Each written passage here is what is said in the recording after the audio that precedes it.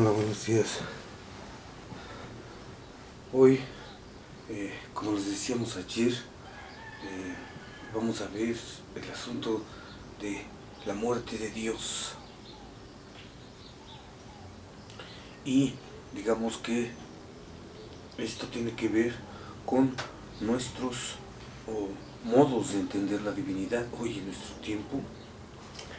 En filosofía hay en el ámbito de la filosofía, como le llaman, intercontinental o continental,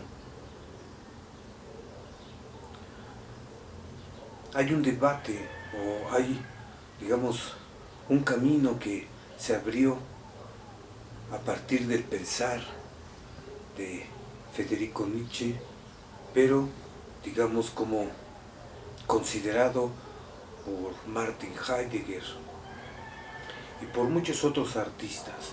Estos dos pensadores, Heidegger y Nietzsche, han abierto caminos a lo largo de el siglo XX, parte de este, se han, digamos, considerado y pues inspirado a muchos. Entonces, digamos que en filosofía se ha escrito mucho, aquí en México, en España y en otros lugares del mundo, pero como que, digamos que el anuncio de la muerte de Dios pegó duro a los que eran más cristianos, ¿no? Más católicos, más entregados, entre comillas, a esta religiere.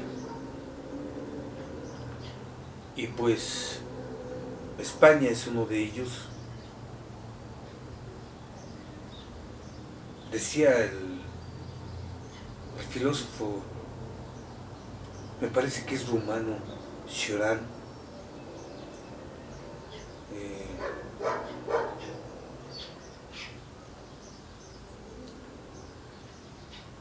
que si Dios fuera cíclope, España sería el ojo. Parece que eso quiere decir que, digamos que no ha habido país tan cristiano como lo ha sido España. Perdón, pero tengo alergia al aire fresco de la mañana.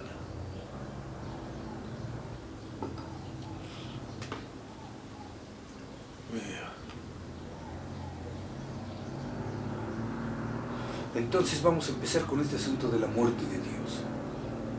Les decíamos que en filosofía hay todo un campo que tiene que ver con esto y que hasta a veces, digamos, el concepto Dios rebasa las expectativas en el sentido de que no solo está refiriendo al ámbito de la religión, sino que está hablando en el ámbito del fundamento. Decíamos hace una sesión, creo, dos, no sé, que, perdón,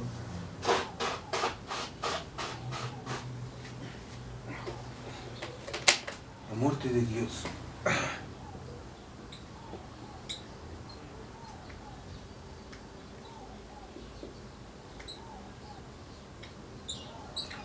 La muerte de Dios. Si nosotros le decimos, por ejemplo, a alguien, a un cristiano, es que Dios ha muerto. Cuando uno va, digamos, si está joven, así como Cuauhtémoc, uno va a las facultades de filosofía y aprende allí algunas cosas. Enseguida uno se comienza como, dice Nietzsche, a ser altanero, ¿sí? Porque uno trae a veces odio o resentimiento. según él, ¿no? Mi maestra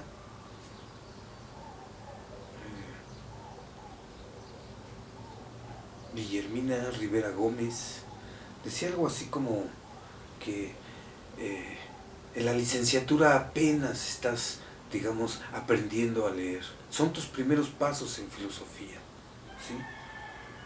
Después en maestría tienes que demostrar de alguna manera que eres capaz de ser un investigador profesional, por así decir, ¿sí? Con rigor y con seriedad. Y después ya en el doctorado, ahí ya puedes decir lo que tú quieras. Si es que llegas al doctorado y si tienes algo que decir. Porque normalmente, como decía apenas que murió aquí en México, este gran guitarrista Paco de Lucía,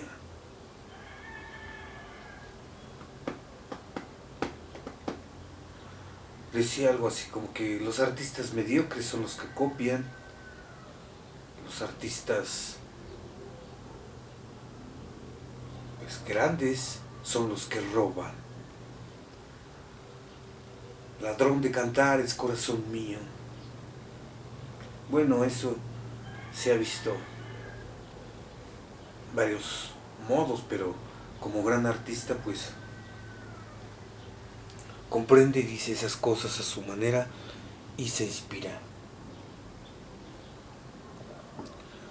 Y pues cuando cuando salimos de la licenciatura, pues nos damos cuenta precisamente que es muy difícil así de repente volverse un pensador y ya escribir cosas, digamos, como auténticas, ¿no? Entonces también sucede lo mismo con la muerte de Dios. La muerte de Dios rompe desde raíz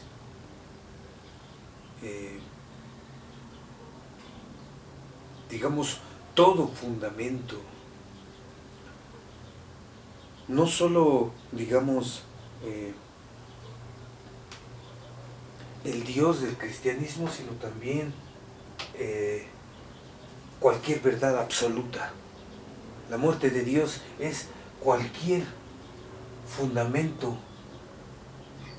digamos, que se quiera imponer, poner como absoluto. Decíamos que si a algún cristiano le decimos, a algún católico, quien sea, es que Dios ha muerto, inmediatamente va a decir, por los supuestos platónicos que tenemos en nuestra historia, que Dios es eterno y que no puede morir.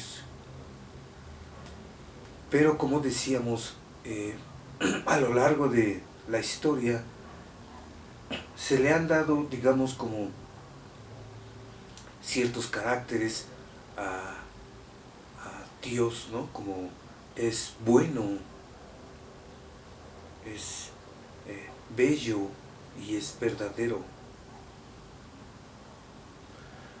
Pero digamos que en el cristianismo se le dio esta parte, ¿sí? de el Dios bueno. Entonces, el Dios bueno y eterno, digamos que de alguna manera pierde todo su misterio en el sentido de que ya se conoce, por así decir. Ya sabemos quién es Dios. Y entonces, aunque digamos que es un misterio en el cristianismo o desde el cristianismo, digamos que ya se le ha perdido todo. En cambio acá decíamos que el Dios de lo criado, el Dios del cielo, el Dios dueño del día y de la noche, del aire, de la tierra, el Dios de lo criado, este Dios guarda su misterio porque es el Dios del oculto en cuanto tal. Es como si dijéramos el padre del dios Huitzilopochtli y de todos los dioses. Es un misterio el Dios desconocido. En cambio acá, no, el Dios cristiano es como un Dios conocido, pero como decía Martin Heidegger, a este Dios se le hace un ente. ¿Qué quiere decir esto?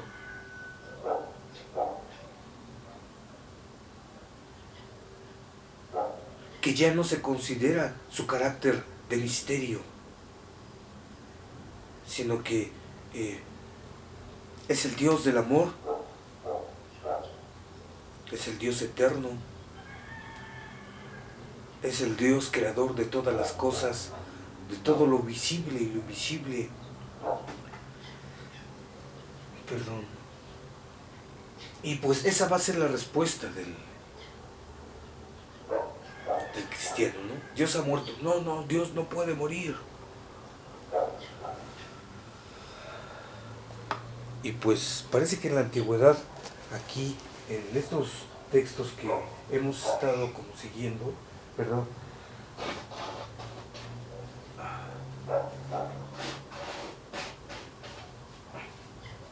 pues no sucede esto, ¿no? Los que se dan cuenta de todo ello, parece que solo son algunos.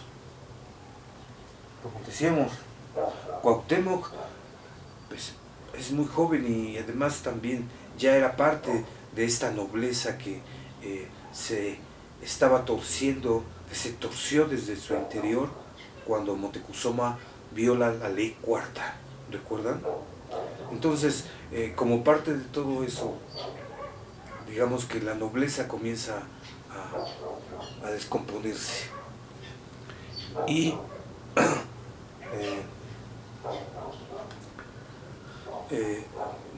Cuauhtémoc no lo ve llegar hasta que pasa tiempo y pues él ve todo, como se fue destruyendo, que tardan mucho los españoles en levantar todo, ¿no?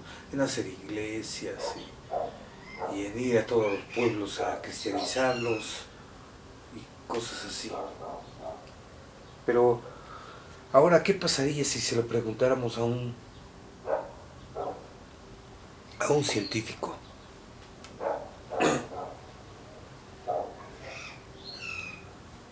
Si le decimos a un científico, Dios ha muerto,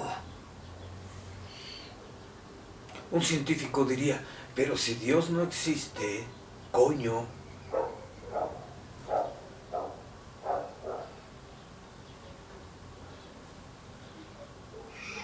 ¿Cómo va a morir algo que no existe?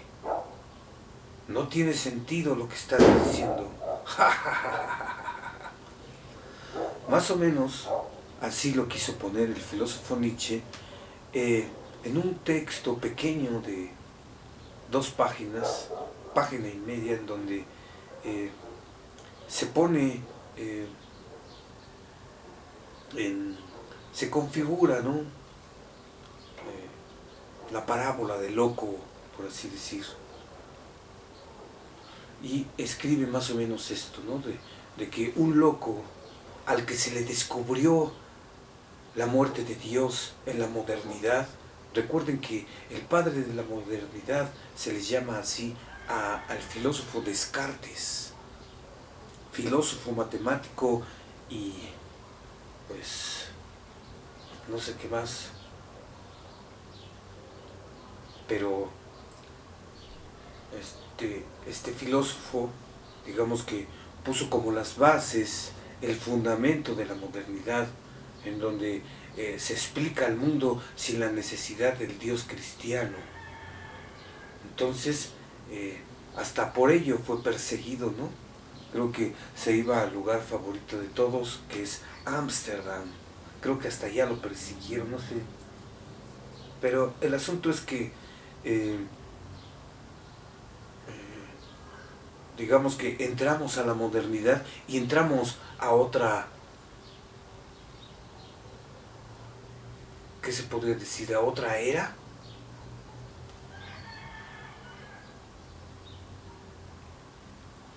Otro modo de ser de los seres humanos. Ya la Edad Media, ¡fum!, se llamaba, y la Edad de las Religiones también.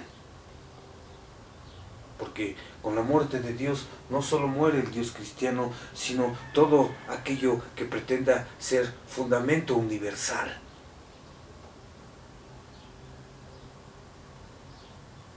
Y entonces lo que refiere la muerte de Dios también es la muerte del fundamento moderno. No solo muere el Dios cristiano, sino también muere el hombre que pone a un Dios, el hombre que pone el fundamento de sí mismo y decir,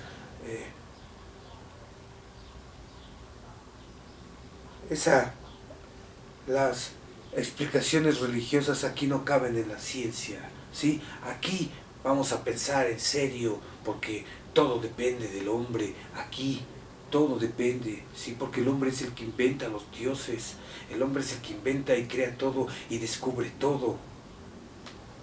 Entonces, digamos que la racionalidad humana es la que se vuelve como fundamento universal.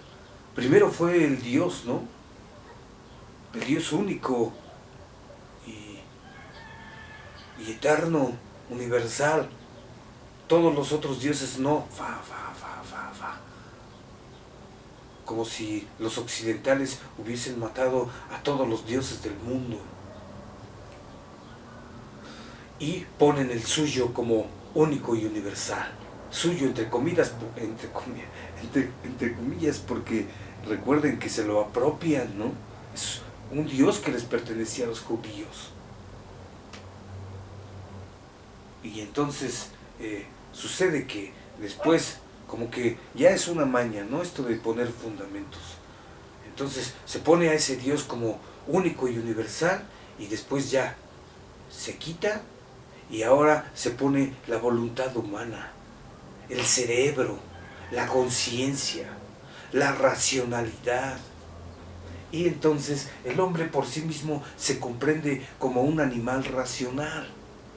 Pero esto de animal racional, digamos que no se les ocurre así como que nada más, sino que esto ya, digamos que tiene una historia, y es la historia de Grecia.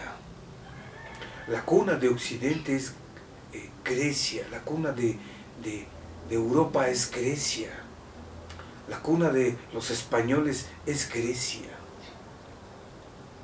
Por eso decíamos que cuando decíamos, por ejemplo, Moctezuma, ¿no?, rompe con la ley sagrada del dios Huitzilopochtli, y digamos que allí ocurre lo más terrible, que es el olvido de la Mexicayilistli, que es el modo de gobernarse,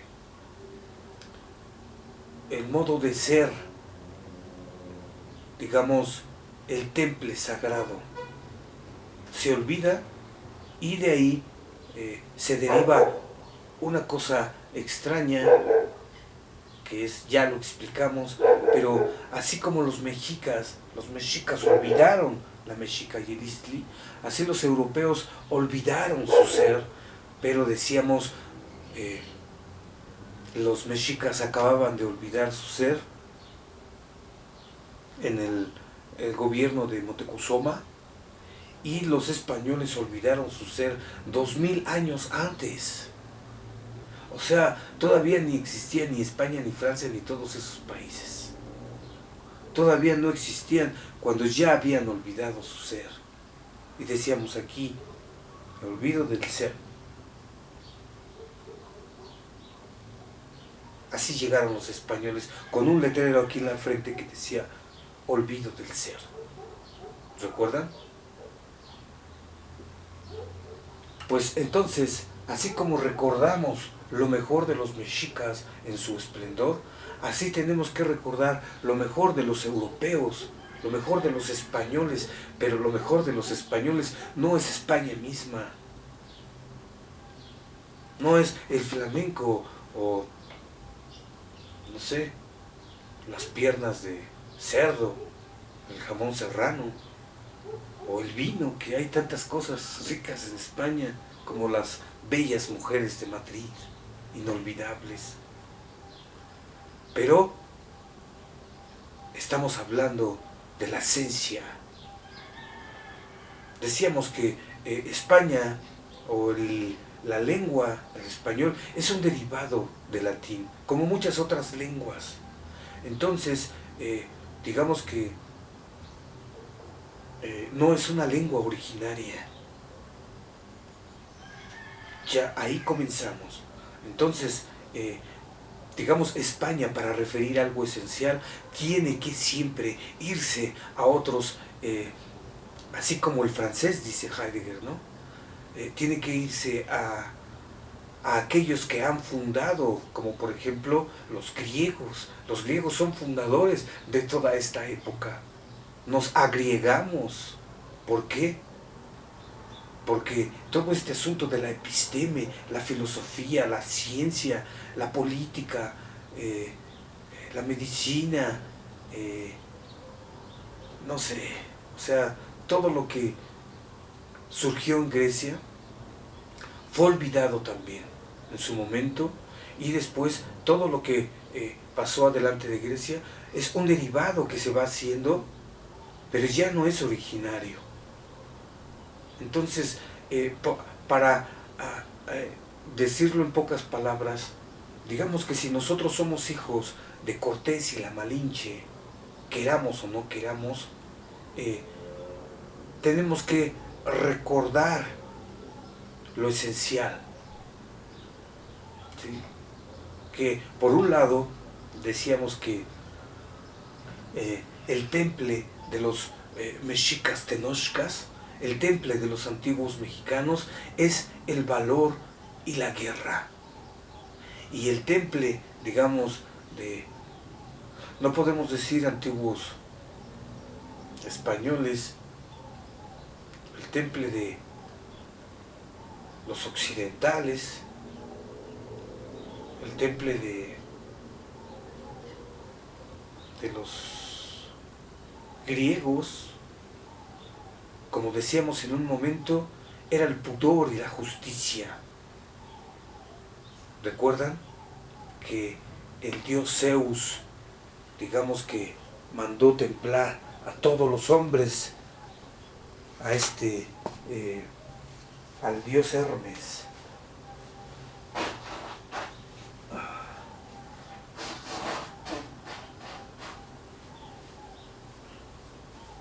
Perdón. Lo mandó templar. Los mandó templar al hombre, los dioses, ¿sí? Y pues de ahí quizás precisamente del pudor y la justicia nació la democracia. Pero la democracia, como vimos, se pervirtió, se descompuso, ¿sí? Y también pasó por alto el oráculo de Delfos y la diosa Atenea y el dios mismo Zeus, el dios de la justicia. Y pues bueno, el término Dios, decíamos, rebasa el sentido religioso para abarcar esto que el hombre puso como fundamento en la modernidad: la razón. La razón, tan glorificada durante siglos, dice el maestro Martin Heidegger. En este pequeño librito, en el texto que les decíamos de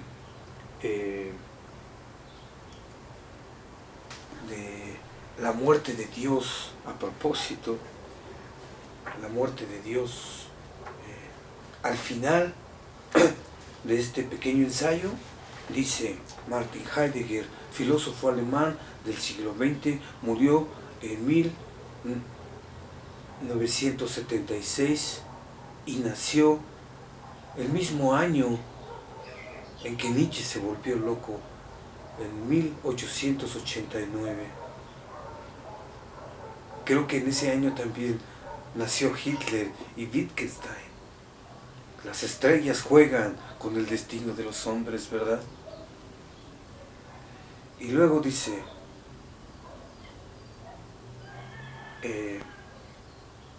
el pensar, o sea, el pensar, digamos,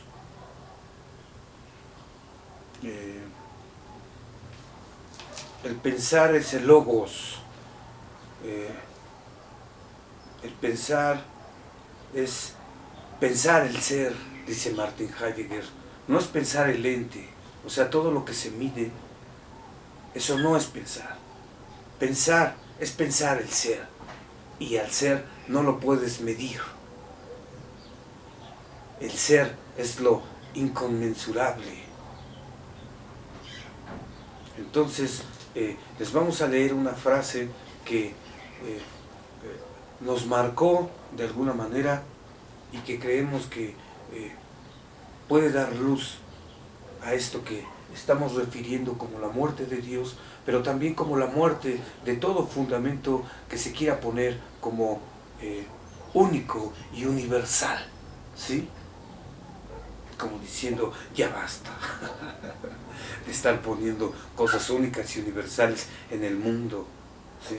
Parece que no hay diferencia, pero Martin Heidegger profundiza y dice, el pensar solo comienza cuando hemos experimentado que la razón, tan glorificada durante siglos, es la más tenaz adversaria del pensar. El pensar comienza cuando vemos que la racionalidad es la más tenaz adversaria. O sea, se contrapone la racionalidad. ¿Por qué? Porque la razón solo atiende a lo ente.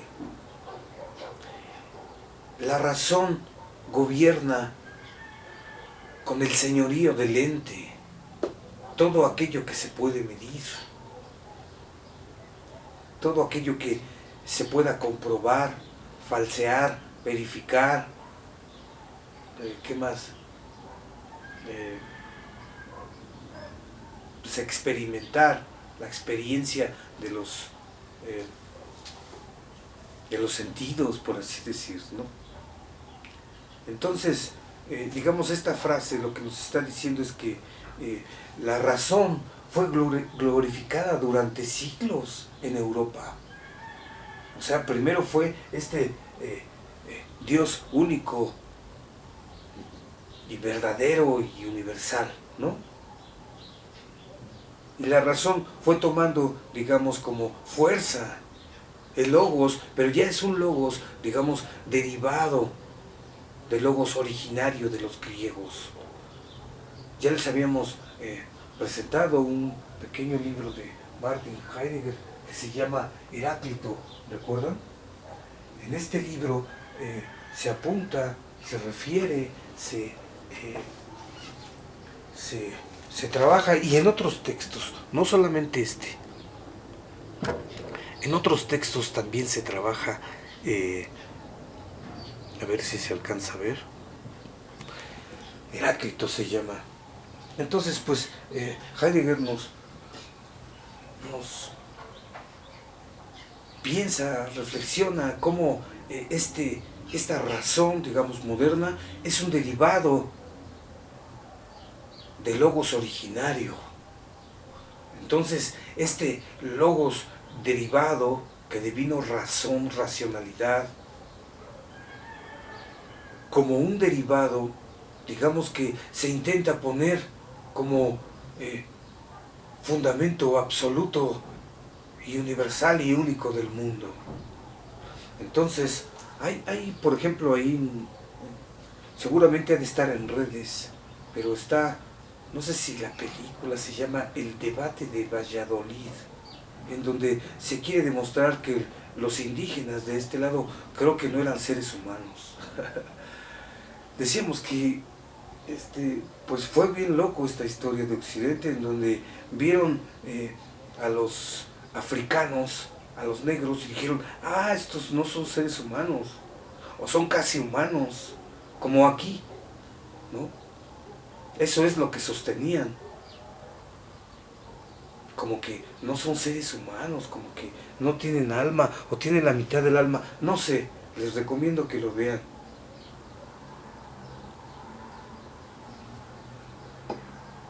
El debate de Valladolid o algo así. Ay, perdón. Y pues, digamos, esta razón adquirió cierto poder, pero solo a lo largo de los años y porque precisamente es un derivado.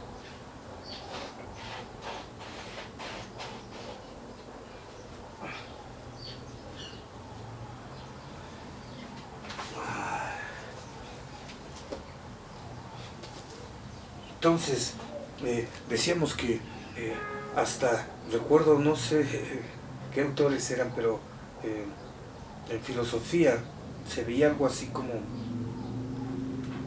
que con la razón podías demostrar la existencia de Dios.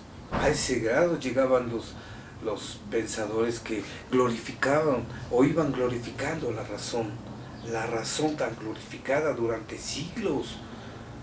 ¿Cuántos siglos se glorificó la razón hasta nuestro tiempo? Entonces, el fundamento de la modernidad, no solo el Dios cristiano, ese Dios único y universal ha muerto, sino también ha muerto el fundamento de la modernidad, que es la razón. Lo racional, explicarnos racionalmente la historia de los mexicas o la historia de cualquier otro pueblo originario, pues nos impide, como dice aquí, pensar. La razón es la más tenaz adversaria del pensar, porque la razón piensa el ente y el pensar piensa el ser, pero es un derivado, ¿sí? Digamos, el pensar, el ser, es el pensar originario. Pero de ahí, de ese pensar originario, vamos a ponerlo así, devino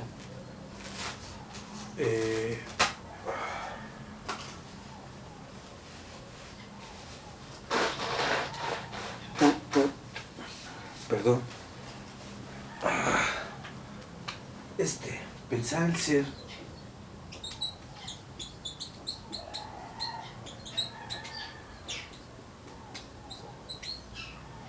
pensar el ser es pensar.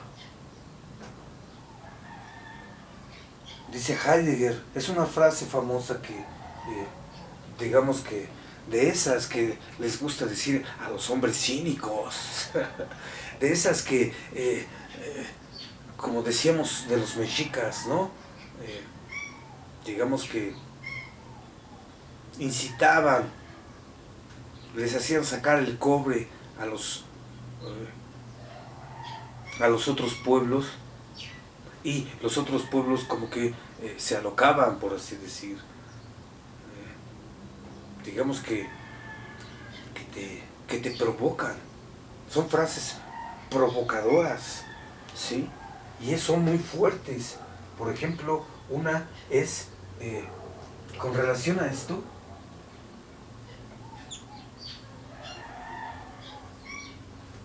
dice, una frase es, la ciencia no piensa.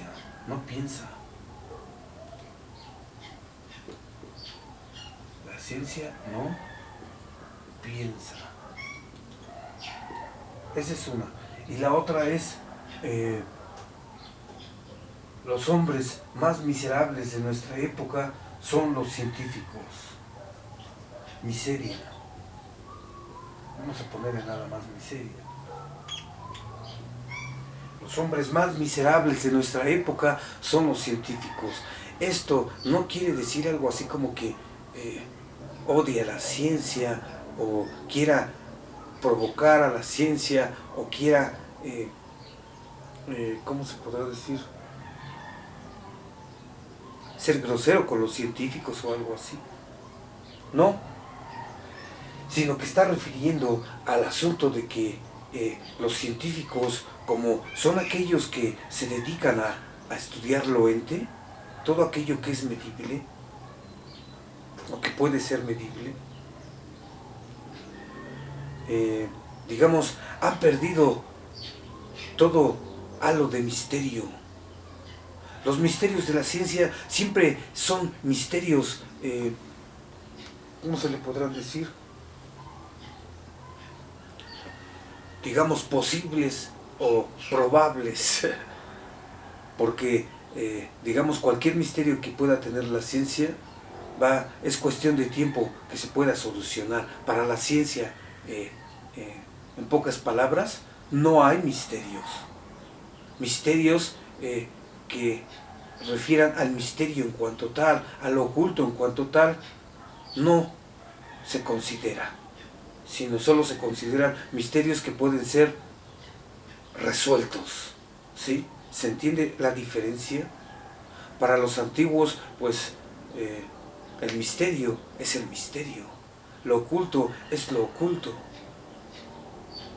Entonces, digamos que esto es el logos.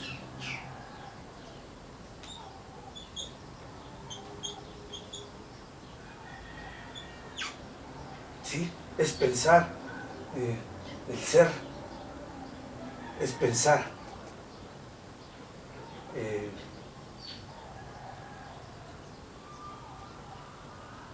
Y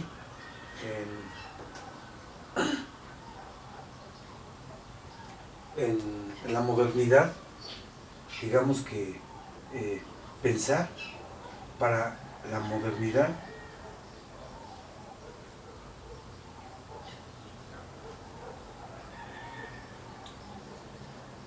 es pensar las cosas. Ojalá para los que no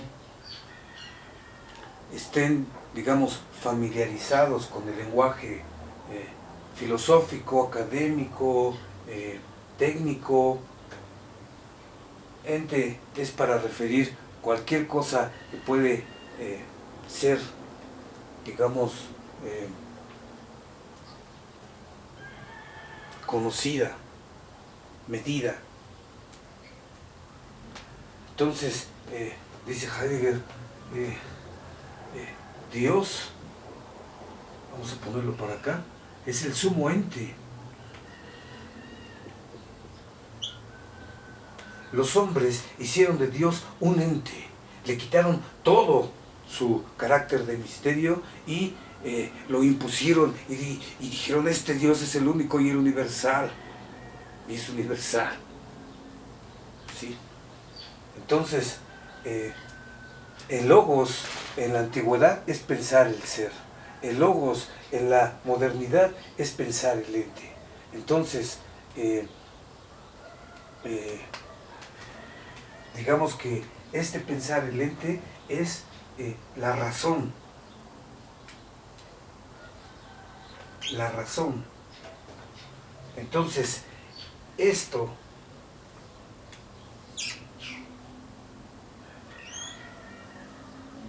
impide pensar. Es el más tenaz adversario del pensar. Es decir, que entre más racionales seamos, menos podemos pensar el ser. Aquí no se trata de pelear contra alguien, no es una guerra entre hombres, porque todos padecemos, digamos, el olvido del ser occidental.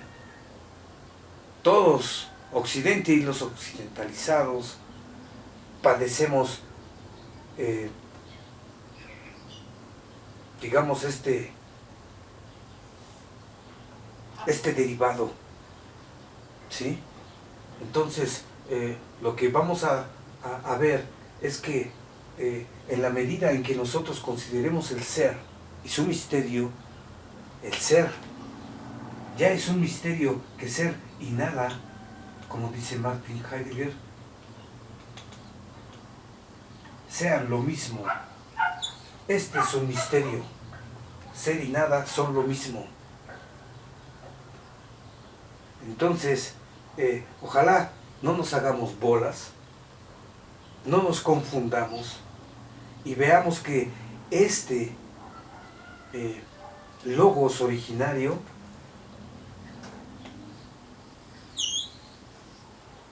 pensar el ser es, digamos, su olvido da paso a la racionalidad, pero esta racionalidad, como les decíamos, no nace así nada más, sino que es un derivado de lo que ya Aristóteles había planteado como el hombre es un animal racional. ¿Recuerdan? Bueno, pues aquí en la modernidad se toma en serio y eso es lo único, ese es el fundamento de todo, la racionalidad, la razón, tan glorificada durante siglos, es el mayor adversario del pensar, es el más tenaz adversario del pensar. Entonces, digamos, hay una lucha entre el pensar el ser y pensar el ente, pero pensar no es pensar el ente, sino es pensar el ser. Así lo pone el filósofo Martin Heidegger. Nos estamos metiendo, digamos, como ahora en el ámbito, digamos, filosófico occidental, para ver precisamente nuestro modo de ser, aquellos que, digamos, están también rasgados por la pregunta, ¿quiénes somos nosotros? En nuestro caso, ¿quiénes somos los mexicanos? Y pues, habiendo visto esto, que ojalá no se confundan, ¿sí?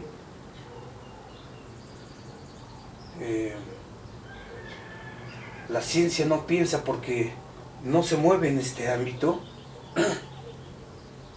Pensar el ser, ser y nada son lo mismo, el logos originario, sino se mueve en el ente. Y la razón o la racionalidad es la que explica las cosas. Lo que no entre dentro de ello no es considerado. Por eso es enemiga del pensar. No nos deja pensar. Entre más racionales seamos, más uniformes somos. Y el mundo se está tecnificando de una manera uniforme como jamás en la historia. Los pueblos originarios están cayendo, todo se está desmoronando, la historia se está desmoronando. Ya con la llegada de la ciencia, ya no, por así decir, ya no es considerada la historia de modo originario, como que puros recuerdos, pero ya no esencia, digamos, el pasado. Y acá no, el pensar el ser, cuando desde ahí se considera la historia se ve precisamente algo como relacionado a la fisis, un siempre brotar, como decía Cristóbal del Castillo, o como decía el poeta Hölderlin, el poeta de los poetas, dice Heidegger, dice el puro brotar. Y Cristóbal del Castillo dice el siempre brotar. Entonces, habiendo visto esto, podemos decir ya que el fundamento no solo de el Dios cristiano, sino también el de la modernidad ha muerto. Entonces, enseguida les vamos a presentar, digamos, el texto de Nietzsche,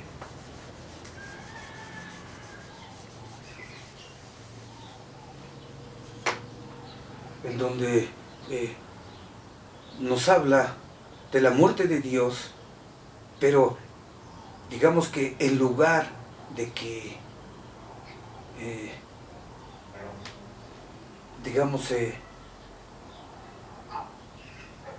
se temple el ser humano que padece la muerte de Dios en una especie como los antiguos, ¿recuerdan? O como lo plantea Hölderlin. Los Tlamatinime padecen la muerte de los dioses y padecen el temple sagrado del dolor, del duelo, de la muerte de sus dioses, ¿recuerdan? Bueno, pues acá con la muerte de Dios, digamos que se desvanece todo y comienza lo que Nietzsche llama nihilismo y que Heidegger critica diciéndole que nos hallamos en una nada, pero dice en una nada nula porque no esencia al ser humano, sino que lo mantiene como confuso, como que no sabe qué hacer, sin dirección, como que ahí, dejado a la vida nada más a ver qué crece. Y pues, a diferencia de eso, digamos que muere el Dios cristiano y no se padece un dolor, sino al contrario, se abre para Nietzsche una esperanza, la más grande esperanza, la posibilidad de una historia superior a todo lo que ha habido hasta ahora. Es decir, todo lo que ha habido hasta ahora es la historia del cristianismo. Una historia superior es, digamos, el eterno retorno al principio de, por así decir,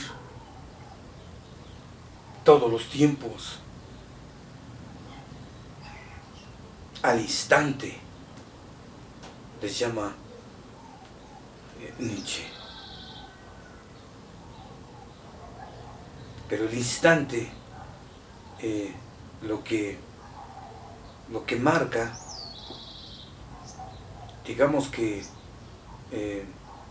está remitido a una historia no recuerdo los 3 puntos, pero es la historia anticuaria, la historia no recuerdo cómo lo plantea Nietzsche, pero la idea es que se considere el pasado, el futuro y el presente. Ese es el tiempo. La historia no solo es la historia del pasado, sino también la historia del futuro. Recuerdan que la Malinche y Cortés nos miraban desde su pequeña barquita. Hasta parece que Cortés se está riendo. El dibujo que pusimos de aquí de los indígenas que lo guardaron, ¿recuerdan? Bueno, pues ahorita vamos a cortarle y enseguida nos vemos para que no sean tan largos estos videos y pues con su permiso.